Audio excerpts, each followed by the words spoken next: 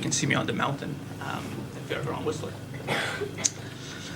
So I wanted to start by kind of taking a look at what we had before React and when things kind of started and how shitty it was, so you guys can appreciate how good we have it now with the web. And I'll remind, so some of you on that slide have been working with React for a long time, some of you less, but some of you will recognize some of the names that I'll mention. So after that, I just wanted to take a look at the history of React. I wanted to take a look at some of the lessons we learned and kind of a wish list for the future. There's still some things that kind of suck right now, unfortunately. So before React, way in the prehistoric ages, we had something called jQuery. Hopefully you guys don't see that name anymore out there. Some of you may. So jQuery was pretty much a library to abstract the DOM API, which was really bad because Microsoft was in that space. So it was really bad before. And I remember IE6. Hopefully none of you does. So it was really bad. So we needed a way to kind of structure our apps a little bit better. Apps started to grow. We had a bunch of models. We had a bunch of relationships. And Backbone came to the scene as kind of a backbone for your application. It just had a bunch of views, a bunch of templates, and you kind of glued the whole thing together. It was still kind of crappy. You used templates. Then something in 2010, we came out with Knockout.js. So Knockout was the first time we got two-way binding between our view and our model. So every time we change something in the model, then it will change in the view and vice versa. So that worked really well.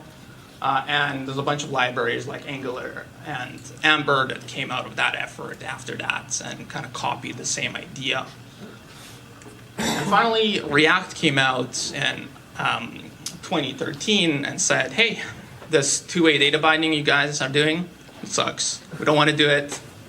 It complicates our code. It creates a bidirectional dependency, and I think we can do better. So it came out of really, not a lot of people may know this, depending on how long you've been using React, but the first time I've seen it was when Pete Hunt demoed it at, I think it was JSConf EU, and he was talking about how it came out from the Doom engine. They had a virtual world in Doom, and then they applied changes to that virtual world. And it gets rendered in the real physical world, in the game physical world, that is. So, and you can actually pop out and open Doom 3. It's open source, so you can kind of see some of that yourself if you want. And what I really liked about it is it was based on some good computer science principles. I'll be honest, I thought it was kind of weird when I first started with it. It was like adding the view back into your business logic. It looked really weird to couple your view with JavaScript at the same time. But I kind of liked it after a while that we have JavaScript available to us and we can do everything that we can do with the state, and it's managed very clearly. So it has a very clear definition of what's going on, very clear separation. And my favorite thing, I think, is the composability of React. So you can create your components, you can compose them into subcomponents, and you don't need anything like. So in those guys, you had things like regions, you had special layouts, you put holes in your app. It really sucks. So you don't need to learn anything here. It's just compose your views. And it goes back to really simple principles that we already learned in computer science, where things like hardware already does that. So things like pushing down a buffer to an LED array is something we actually do, and then the driver renders the different lights on the LED array. And that's how we can keep a consistent frame rate in the LED array. So it was a great way to keep a consistent frame rate and get a better experience from a user perspective. Again, the unidirectional flow was really good. After you debug a few of those problems with the bidirectional, you learn the value of what they're talking about. You may not appreciate it if you've never had to do it, but it really sucks to spend half your day trying to chase down a bug like that. So in 2014, we came out with something called Flux. So it was a good way for us to create a global state management for your entire tree. And the way I saw it was more of a refactoring of a lot of your React state up into a global scope. So you can put it in your Flux store, and you can call actions on it, and you update the state, and all the components get updated. So Facebook gave us some guidelines, but really didn't do it a lot. So they gave us a simple project, and there's a bunch of different libraries that kind of implemented it whichever way they wanted. So if you started with Flux in 2014, you might have been using one of like 6 libraries, I think, at that time. Luckily, one of them was Redux by Dan Abramov. So Dan created Redux, and it was inspired by Elm. It had a lot of, again, really good computer science principles behind it, which I think what actually made it stick. Also, functional programming was kind of on the rise in those years, so that helped with that too. Again, Redux was really simple. You have one store instead of here. They didn't specify how many stores you have, so you could have had 10 stores if you wanted to.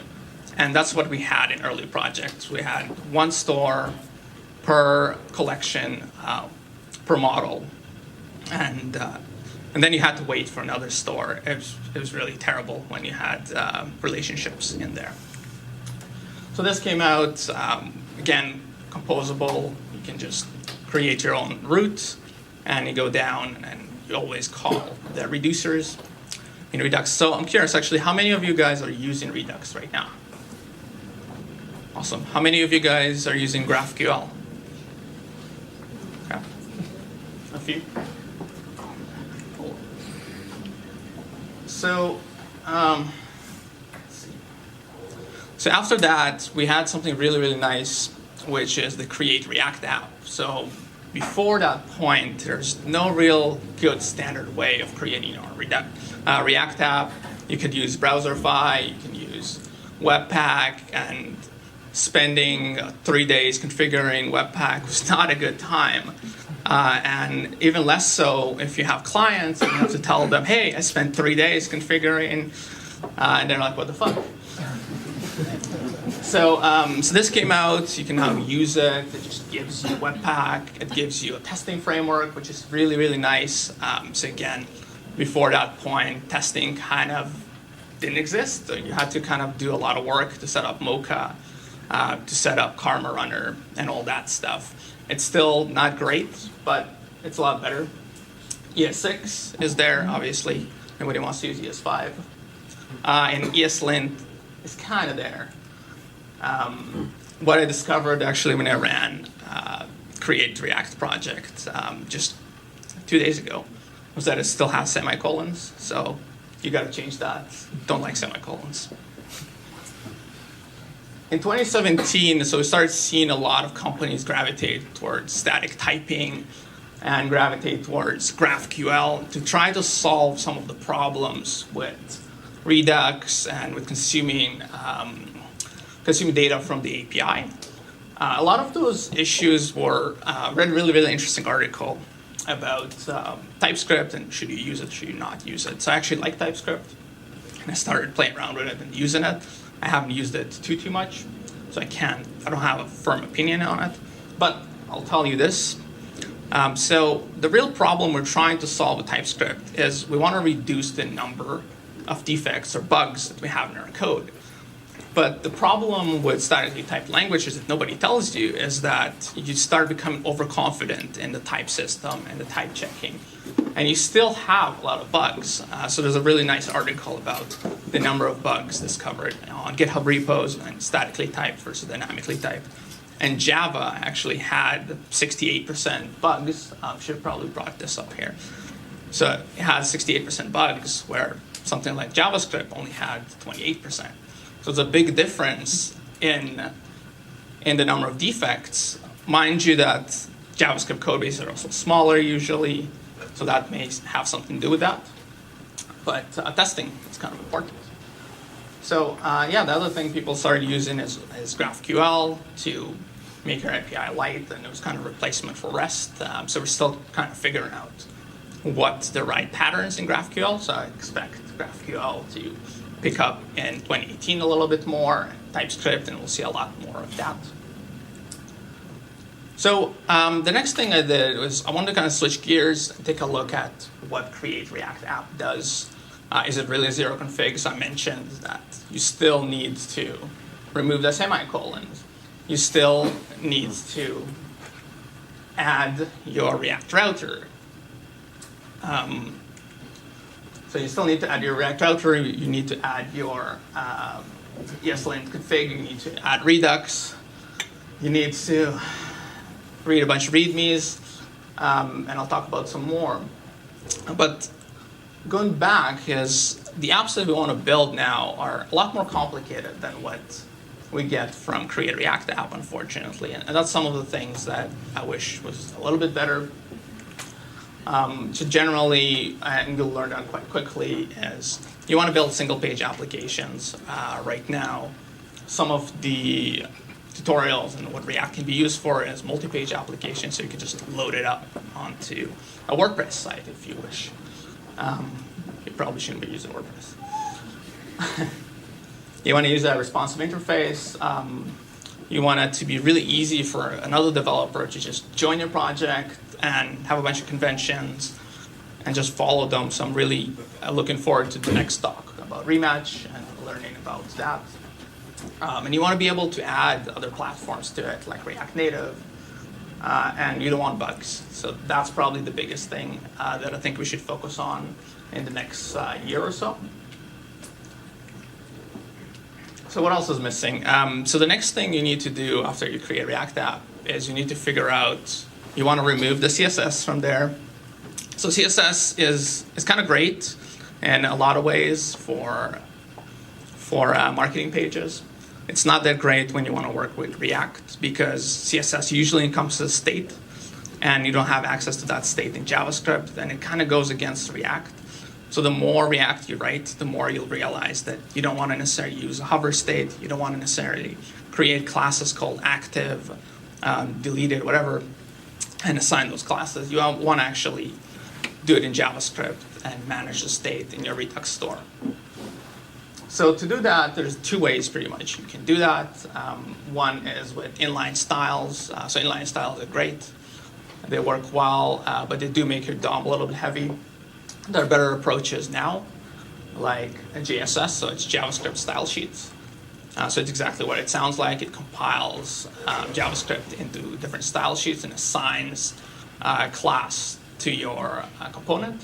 So it's really nice to work with. Another one is styled components that lets you write CSS right above your view there.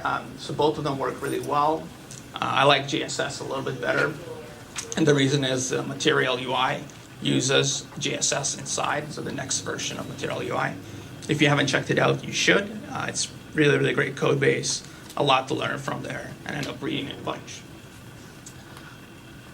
So the next thing you would want to do probably is you want to add something like Material UI, you want to add Bootstrap. I would probably recommend that you try Material UI just because it was built from the ground up to work with React. The Bootstrap libraries out there right now are kind of wrappers around Bootstrap, so it's not the greatest thing to work with. So the next thing we want to think about, and this is something I probably didn't appreciate enough when I started working with Redux, to now looking back is something I really, really appreciate, is that you really want your Redux stores to reflect your backend tables, collections, whatever you use on your backend. You want as much of a one-to-one mapping as possible. It'll make it really easy to talk about things, especially with a backend developer. It'll make it really obvious what endpoint to use, whether they're GraphQL or REST endpoints. So the closer you keep the two, the better experience you'll have as a developer. So I violated this rule actually on one of our projects, and I wanted to make make our client a little bit simpler. That was a bad idea. And where you will start doing that, so for example, in this case, I have a user, I have post, and I have comments.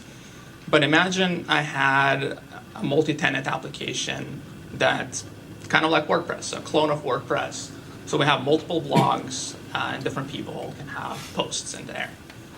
So you'll have this blog object there that represents the person who owns the blog. And then they'll have users, they'll have posts, they'll have comments in there. On the front end of your application, you don't really care necessarily about the blog. You care about the users, the posts, and the comments because you want to show that. So maybe you don't need it there.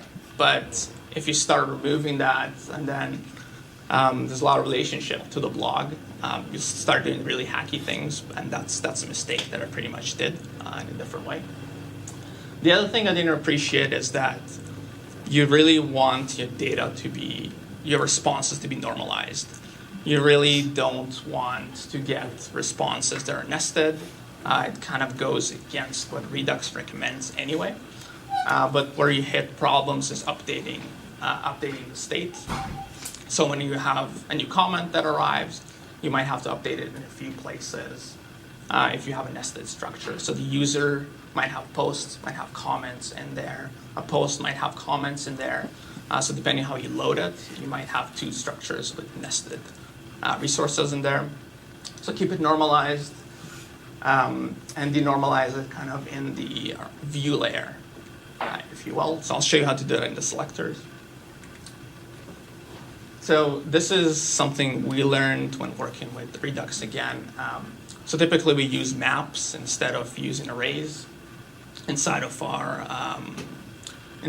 different React states, a subtree.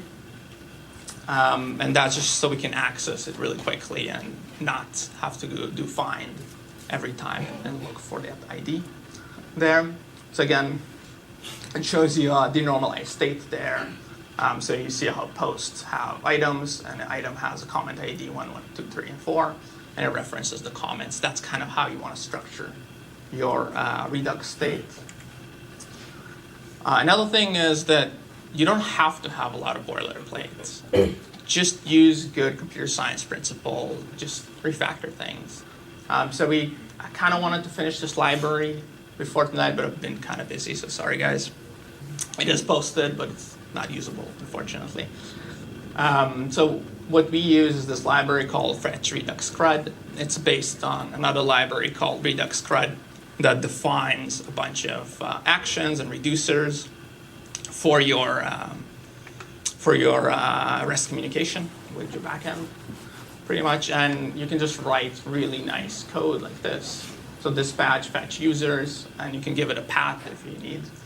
And then this is all my reducers right here. So I just have reducers for users, and it writes all the reducers that I need to fetch the user, create the user, update the user, and destroy the user. So really simple. And then if I wanted to, I can extend it, and I can override some of the actions to do something more fancy in there as well. So inside, so the selectors. So we use selectors, and we usually try to develop some naming convention around them. And a lot of the naming convention come from Rails and how Rails does things. So we have get users, which gets us an array of all the users. And we use it actually inside of our containers in Redux. So really easy. The reason we don't like to store the selector near the reducers, like Dan Abramov recommends, is that those relationships. So what if I wanted to get the user and all the comments inside of that user to pass into my my view to render something like this, right? So in here I have a post object with a bunch of data in it, like who the author was, the number of comments, and that's a nested data structure. So this is a good place to put them inside of selectors, users.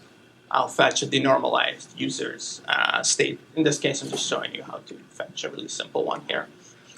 And then we have get user by ID, which we can actually get the user by the ID using just a hash reference there. So really simple. So again, you denormalize the state inside of your selectors or in your views if you want, right before you pass it down to React. You want to minimize the state of your container, the number of your containers. Actually, so you want as many dumb components as you can. So you want to do it in as few places as possible, and that's kind of why you want to denormalize it. So what I mean by that is that you want to have as few containers as possible to describe this UI here. So we can describe it with probably just 2 containers here, or even 1 container for the list, and then pass down a nested object to our tree of components.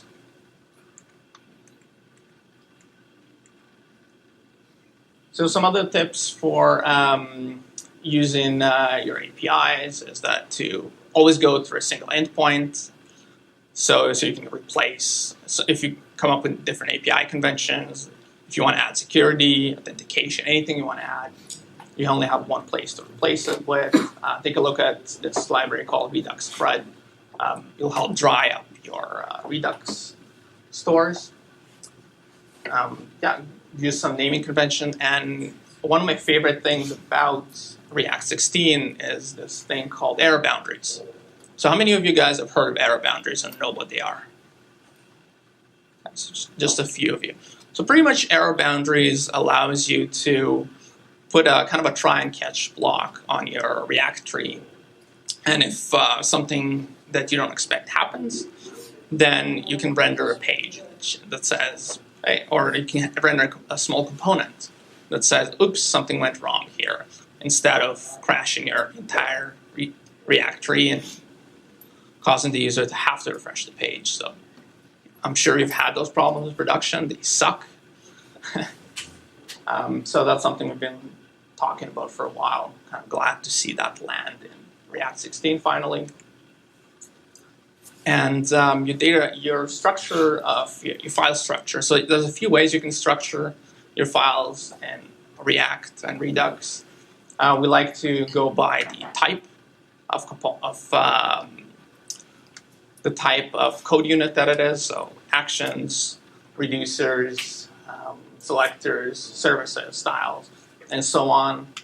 And then break it down by the feature. So for example, group all the login stuff into one thing, and kind of keep the reusable things in either a shared folder under here. So pretty simple, but it does make it a lot nicer to go into a new code base if you see the structure, and you can just be productive day one. Some of the wish list items is we really lost our ability to do good end-to-end testing with single page applications. It's really hard, and I haven't seen a good tool yet. And I try every year, I go and explore and try to find end-to-end testing. The only thing that comes up is Angular's Protractor, but I don't use Angular, I don't like it. So it kind of sucks for me. So really want to see a good end-to-end testing framework so we can actually write our code and test things like, can the user log in? And hopefully even run that on production, on our production servers, to see if we have a problem. I don't want to have to find out from our customers that we have a problem. That's not a good user experience for anybody. The other thing is I would really wish that Create React app gives you an out-of-the-box option to have Redux in there with some kind of a flag. It would be really nice to have some generators to generate some of the code for us, like the reducers, the selectors, the action creators, all that stuff. Takes time to generate, so it'd be nice to get some help from our tools. And just overall as a community, I think we need to do a better job at providing libraries for testing and explaining to people how do you test with this library that I'm using, how do I test requests? If I use X library, how do I mock a request? Do I have some mocks, some stubs, anything that comes with the framework? So, and Rails has all of that in there. So a lot of the Rails jams or Ruby jams have that mentality to make it really easy for you to test with those jams. And they tell you how to do it. So it would be really nice to see that. And that's about it. So like everybody else, I guess, we're hiring. We're a small team. We love working with cool stuff. And we like augmented reality as well. So if you're bored of web, come talk to me. We'll get you set up with some Swift and augmented reality and some madness. So yeah, so if you guys have any questions, I would love to answer them.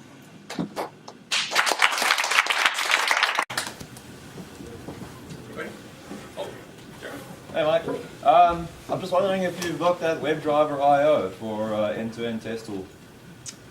I have not. Okay. No. I think you should. It's very similar to Protractor, but less associated with Angular. WebDriver.io. Yep. Oh, take a look. Thank you. Question in the back there. I'm going to say Cypress is also another alternative. What's that? Cypress is also another good alternative. Cypress.